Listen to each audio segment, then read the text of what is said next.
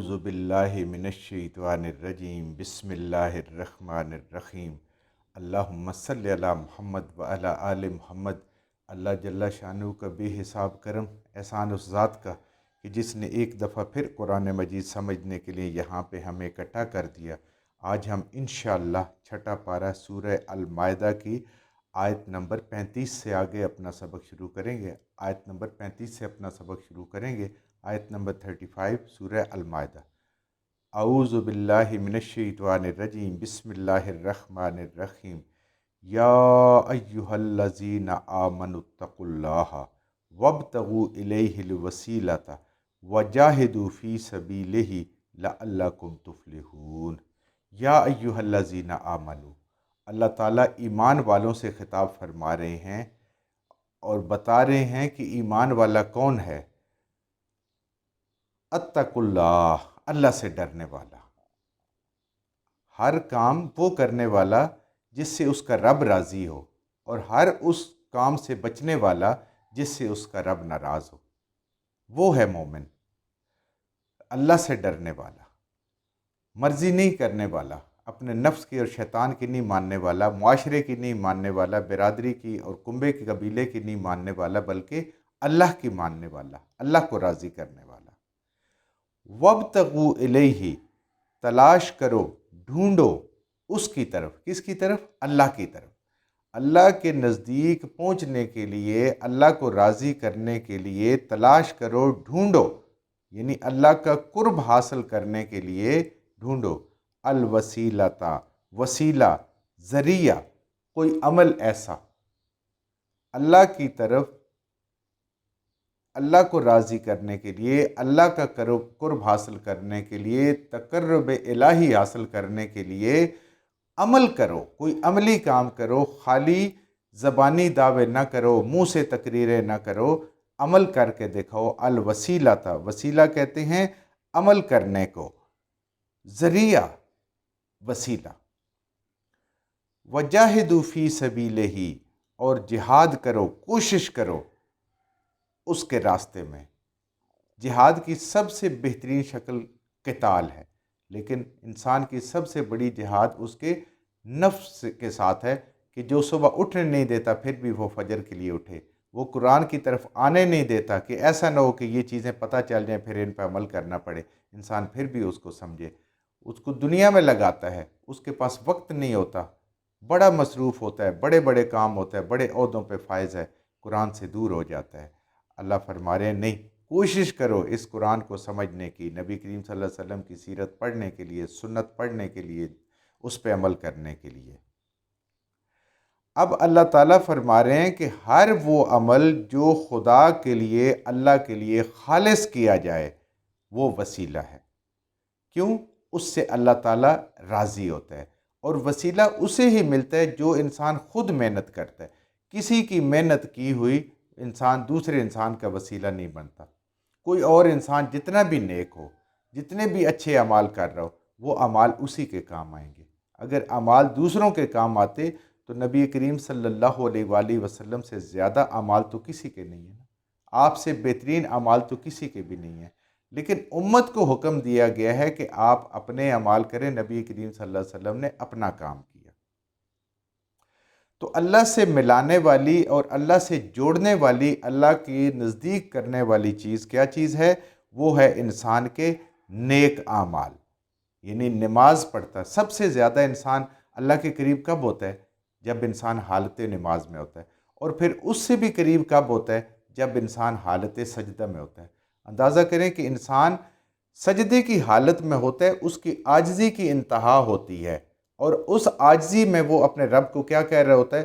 سبحان ربی الاعلیٰ، سبحان ربی الاعلیٰ، سبحان ربی الاعلیٰ، میرا رب بہت بلند ہے، بہت اعلیٰ ہے، سب سے اعلیٰ ہے، سب سے اوپر ہے، اور خود اس کی اللہ کے قدموں میں اس نے اللہ کے سامنے اپنی پیشانی کو رکھا، اپنی ناک کو رکھا ہوا ہوتا ہے، اور چہرے کو زمین کے اوپر رکھا ہوتا ہے، جو دنیا میں انسان کی عزت کی سب سے بڑی علامت ہے۔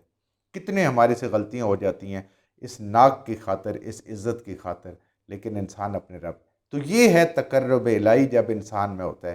پھر جب ہم سورہ فاتحہ پڑھتے ہیں تو ہم اللہ سے سوال و جواب کر رہے ہوتے ہیں، اللہ سے ہم سوال کرتے ہیں، اللہ جواب دیتے ہیں۔ پڑھے نا ہم سورہ فاتحہ میں کہ اللہ تعالیٰ نے سورہ فاتحہ کو بندے اور اپنے درمیان تقسیم کیا ہوا ہے۔ جب انسان کہتے ہیں نا الحمدللہ رب العالمین، اللہ جواب دیتے ہیں میرے بندے نے میری تعریف کی، الرحمن الرحیم، میرے رب نے میرے بندے نے سچ کہا۔ تو یہ ہے تقرب الہی۔ انسان روزہ رکھتا ہے، اللہ تعالیٰ کا تقرب حاصل ہوتا ہے۔ اللہ کیا فرماتے ہیں کہ روزہ جب کھلنے کے قریب ہوتا ہے، جو روزے دار کے منہ سے بدبو آتی ہے وہ مجھے مشک اور عنبر سے زیادہ عزیز ہے۔ تو انسان کتنا اللہ کے قریب ہے۔ پھر روزے کی جزا انسان کو اللہ تعالیٰ فرماتے ہیں کہ وہ خود دیں گے۔ کتنا انسان کو تقرب ہے کہ باقی اعمال کے حساب سے ہیں، پہلے ہی متعین ہے کیا ملنا ہے، لیکن روزے کی جزا اللہ پاک خود ہیں۔ تو یہ سارے نیک اعمال ہیں جو انسان کرتا ہے، حج کرتا ہے، صدقہ کرتا ہے، خیرات کرتا ہے، کس کے لیے کرتا ہے؟ اللہ کا تقرب حاصل کرنے کے لیے۔ ورنہ تو انسان اپنے پیسے بچا بچا کے رکھے، مشقتوں سے بچے، لیکن نہیں، صبح سویرے اٹھ کے اپنے رب کے حضور کھڑا ہوتا ہے، تہجد کے لیے کھڑا ہوتا ہے، نماز فجر کے لیے جاتا ہے، اپنے رب کو راضی کرنے کے لیے۔ تو اللہ فرما رہے ہیں کہ خالی زبانی باتیں نہیں کرنی، عمل کر کے دکھانا ہے، اور اس عمل کو ہی وسیلہ کہا گیا۔ اور وسیلہ کا دوسرا معنی کیا ہے؟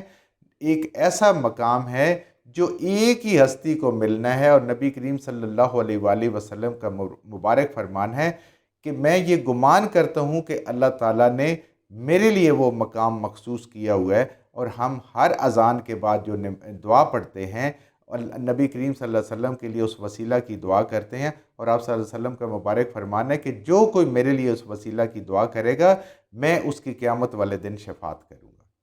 تو یہ دعا کرنا بھی اور انسان کے اپنے اعمال کرنا بھی، یہ سب کے سب وسیلہ ہیں۔ والدین کے ساتھ حسن سلوک کرنا تقرب الہی کا ذریعہ ہے۔ وہ جیسے ہم واقعہ سنتے ہیں نا، پڑھتے بھی ہیں اس کو، کہ 3 لوگ تھے جو سفر پہ جا رہے تھے، راستے میں کہیں بارش ہوئی تیز، وہ ایک غار کے اندر چلے گئے، اور غار کے کیا ہوا، لینڈ سلائڈنگ ہوئی، اس کے دروازے کے آگے، اس کے راستے کے آگے نکلنے کا ایک بھاری پتھر آ گیا۔ اب وہ دور ہیں، کہیں کسی کو مدد کے لیے پکار نہیں سکتے، اندر بند ہو گئے، کوئی اور سبیل نہیں ان کے نکلنے کے لیے۔ تو انہوں نے کیا سوچا کہ اب موت تو یہاں پہ ہے۔ پھر انہوں نے اپنی نیکیاں یاد کی، تینوں نے الگ الگ، کہ یا اللہ ہم نے یہ تیری رضا کے لیے کی ہیں، اگر تجھے یہ پسند ہے تو تو ہمیں یہاں سے نجات دے۔ پھر ایک نے والدین کی خدمت کا ذکر کیا کہ میں نے اپنے والدین کے لیے اس طرح خدمت کی، اتنا پانی کا انتظار کیا، ان کے کھانے کا انتظار کیا، اس کے بعد کھاتا نہیں تھا، کچھ پتھر سے رکھ گیا۔ پھر دوسرے نے بھی اسی طریقے سے اپنی نیکیاں یاد کیں کہ اس کے لیے بہت ہی زبردست موقع تھا برائی کا، لیکن اس نے اللہ کے خوف سے اس برائی کو ٹھکرا دیا، اس کے قریب نہیں گیا۔ اور پھر تیسرے نے بھی اپنی نیکی کا ذکر کیا کہ کسی کے مال میرے پاس رہ گیا تھا، میں نے اس سے مال سے تجارت کی کیونکہ وہ بندہ مجھے مل نہیں رہا تھا، جب وہ مجھے ملا تو میں نے سارے پیسے اس کو جتنے اس کے اندر منافع تھا، کمائی تھی، اس سمیت اس کو واپس کر دیے، اور یوں پتھر سرکتے سرکتے ان کے لیے راستہ بن گیا۔ تو یہ ہے وسیلہ۔ کسی کی کوئی نیکی دوسرے کے کام نہیں آ سکتی، نیک سے نیک بندے کی نیکی دوسرے کے، ہر کسی نے اپنے اعمال کے ساتھ جاننا ہے۔ ورنہ تو یہ تو دیکھیں عیسائیوں کا عقیدہ، آج آپ کسی عیسائی سے بات کر کے دیکھ، وہ کہتے ہیں حضرت عیسیٰ علیہ السلام ہمارے لیے نعوذ باللہ مصلوب ہو گئے، اب ہمارے سارے گناہ بخشے ہوئے۔ یہودی بھی یہی کہتے ہیں کہ عزیر علیہ السلام ہمیں بخشوا لیں گے، ابراہیم علیہ السلام کی ہم اولاد ہیں، ہمیں تو وہ جہنم کے دروازے تک بھی نہیں جانے دیں گے، ہمیں اٹھا کے کہیں واپس جنت میں بھیج دیں گے۔ تو اللہ فرما رہے ہیں وسیلہ وجاہدوا فی سبیلہ، اور محنت کرو۔ اگر دوسروں سے کرنا ہوتا ہے انسان کو خود محنت کرنے کی ضرورت نہیں ہے، بس اس کے ہاتھ پاؤں دبائے، اس پہ چڑھاوے چڑھا دے، اس کو مال کھلا دے۔ کیوں؟ کمایا ہوا اپنے لیے بجائے اللہ کو دینے کے آپ کسی اللہ کی مخلوق کو کھلا دیں تو کہاں ثواب ملے گا؟ ہاں، اللہ کے حکم کے مطابق جب کسی کو دیں گے تو پھر ثواب ملے گا۔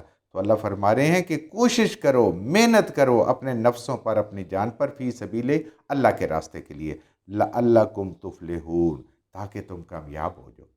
لعلکم ہوتا ہے شاید کہ تم کامیاب ہو جاؤ، لیکن جب یہ اللہ کی طرف منسوب ہوتا ہے تو پھر یہ یقینی بات ہے، پھر تم یقیناً کامیاب ہو جاؤ گے۔ تفلحون ہوتا ہے اپنی منزل کو پا لینا، محنت کر کے۔ فلاح کہتے ہیں نا کسان کو، تو کسان محنت کر کے زمین تیار کرتا ہے، اس کے اندر بیج ڈالتا ہے، پھر حفاظت کرتا ہے، پھر فصل اٹھاتا ہے۔ ایسے نہیں ہوتا کہ بس بغیر محنت کے اس کو کچھ مل جائے، ایک بھی سٹیج پہ اگر محنت نہیں کرے تو اس کو کچھ بھی نہیں ملتا۔ تو اپنی محنت کر کے انسان اللہ کو راضی کرے، اللہ کا تقرب حاصل کرے۔ ان الذین کفروا، بے شک جو لوگ ان چیزوں کو نہیں مانتے، جو اللہ کا انکار کرتے ہیں، کفر کرتے ہیں، لو ان لہم ما فی الارض جمیعا، اگر ہو ان کے لیے اس پوری زمین کے سارے جمع کرنے، جو خزانے ہیں زمین کے اندر، ان سب کو جمع کر دیا، جو سونا چاندی معدنیات، دنیا کی جو دولت ہے، ڈالر ریال، ہر چیز اس کو جمع کر دو، یورو جمع کر دو، ساری دولت اس کے لیے جمع، وَمِثْلَهُ مَعَهُ، اور اسی جتنا اور بھی ہو جائے، لِيَفْتَدُوا، اور وہ فدیہ دے، وہ بدلے میں دے، بہی، ساتھ اس کے، یعنی جتنی زمین کی دولت ہے جس میں انسان مارا مارا پھرتا ہے، اللہ کو بھی بھولا بیٹھا ہے اور اللہ کے نبی صلی اللہ علیہ وسلم کو بھولا بیٹھا ہے، دین کو بھولا بیٹھا ہے اس دنیا کے لیے، یہ ساری دنیا کی دولت اگر دے اور اتنی اور بھی دے اس دن، قیامت والے دن، تو کیا ہوگا؟ اتنا دے، من عذاب یوم القیامہ، جس دن قیامت قائم ہوگی اس دن وہ، تاکہ اس کو خلاصی لے، ما تقبل منہم، اس سے قبول نہیں کیا جائے گا۔ اب یہاں پہ سوال یہ ہوتا ہے کہ انسان کے پاس تو کچھ بھی نہیں ہوگا سوائے اعمال کے، تو یہ کیسے ہوگا؟ یہاں پہ علماء فرماتے ہیں کہ اللہ تعالیٰ جہنم سے کسی شخص کو نکالیں گے، اسے کہیں گے کہ تم جس جگہ رہتے ہو تمہارا مقام کیسا ہے گا؟ وہ کہے گا یا اللہ بہت برا مقام ہے، بڑی تکلیف والا ہے، بہت تنگی والا مقام ہے۔ تو اللہ فرمائیں گے کہ اگر دنیا کی ساری دولت تجھے دینی پڑے تو کیا تو دے کے اس جگہ سے خلاصی حاصل کرنا چاہتا ہے؟ وہ کہے گا یا اللہ اس دنیا کی دولت نہیں، اس سے زیادہ بھی مجھے اگر دینی پڑے تو میں دے کے اس جگہ سے خلاصی حاصل کرنا چاہتا ہوں، اس لیے کہ یہ بہت مشکل جگہ ہے، بڑی تکلیف والی جگہ ہے۔ تو اللہ فرمائیں گے دنیا میں تو میرا تقاضا تم سے بہت تھوڑا تھا، میں نے بہت کم تجھ سے مانگا تھا، لیکن وہ دنیا کا معاملہ تھا، آج تیرے لیے کچھ بھی نہیں ہو سکتا، کوئی تیری مدد نہیں ہو سکتی، اور یوں واپس پھر وہ جہنم میں چلا جائے گا۔ تو یہ وہ چیز ہے کہ اس دن نہیں، آج ایک ذرے سے اگر اللہ کے راستے میں نیکی کی ہوئی ہے تو اللہ اس سے راضی ہو جائیں گے اور اس کو بڑھا کے وہ پہاڑوں کے برابر کر دیں گے۔ لیکن جب وقت ختم ہو گیا، دیکھ لیا آنکھوں سے کچھ نہیں، یہ غیب کے سودے ہیں، اللہ پہ یقین اور اللہ کے وعدوں پہ یقین اور اللہ کی قیامت پہ یقین اور اللہ کے حساب کتاب پہ یقین، یہ کرنا ہے، نہیں قبول ہوگا۔ ما تقبل منہم، ان سے کچھ بھی فدیہ قبول نہیں کیا جائے گا۔ وَلَهُمْ عَذَابٌ علیم، اور ان کے لیے دردناک عذاب ہے، ان کے لیے بہت درد دینے والا عذاب ہے۔ یعنی جو ایمان نہیں لائیں گے اور اسی کفر کی حالت میں مر جائیں گے، ان کو توبہ نصیب نہیں ہوگی، ایمان نصیب نہیں ہوگا، تو ان کا کوئی چھٹکارا نہیں ہے، وہ ہمیشہ ہمیشہ کے لیے جہنمی ہو جائیں گے۔ یریدون، ارادہ کرتے ہیں، ارادہ کریں گے، چاہیں گے، کون؟ جہنمی جن کا ذکر ہو گئے، این یخرجوا من النار، کہ وہ آگ سے نکلیں، بڑا دل کرے گا، بڑے چاہیں گے۔ آگے ہم اسی قرآن میں انشاءاللہ پڑھیں گے کہ وہ کہیں گے یا اللہ ایک دن تو چھٹی کا دے دے، اتنی تکلیف ہوگی، ایک دن۔ جہنم کے جو داروغہ ہوں گے، مالک، ان سے کہیں گے آپ اللہ سے دعا کریں ہمیں ایک دن کی چھٹی مل جائے، آج ہمارے پاس زندگی ہے، آج ہمارے پاس وقت ہے، آج ہم اللہ سے توبہ کر کے ابھی سے اپنی زندگی کو ٹھیک کر سکتے ہیں، لیکن اس وقت نہیں۔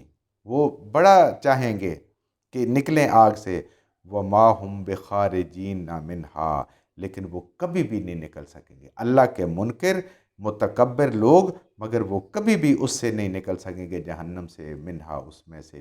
وَلَهُمْ عَذَابٌ مُقِيمٌ، اور ان کا عذاب جو ہے وہ دائمی ہے۔ مقیم ہوتا ہے کسی جگہ پہ جم جانا، رک جانا، قیام کرنا، جیسے نماز میں انسان مضبوطی سے کھڑا ہوتا ہے، تو ایسے ہی ان کا عذاب دائمی ہے، ہمیشہ رہنے والا ہے، مقیم ہے، جو ختم ہونے والا نہیں۔ جنت کی زندگی بھی ختم ہونے والی نہیں ہے اور جہنم کی تکلیف بھی ختم ہونے والی نہیں ہے۔ موت کو اس دن، قیامت والے دن، لوگوں کے سامنے ایک مینڈے کی شکل میں اس کو ذبح کر دیا جائے گا، موت ختم ہو جائے گی، آگے زندگی ہی زندگی ہے۔ اللہم اجرنا من النار، اللہم اجرنا من النار، اللہم اجرنا من النار۔ جو کچھ ہم نے صحیح صحیح پڑھا، اللہ ہمارے ذہنوں میں، دلوں میں بٹھا دے، جہاں جہاں پڑھتے ہوئے بولتے ہم سے غلطیاں ہو گئی، اللہ ہمیں معاف فرما دے، اور ان غلط باتوں کو ہمارے ذہنوں سے، دلوں سے اللہ کی ذات نکال دے۔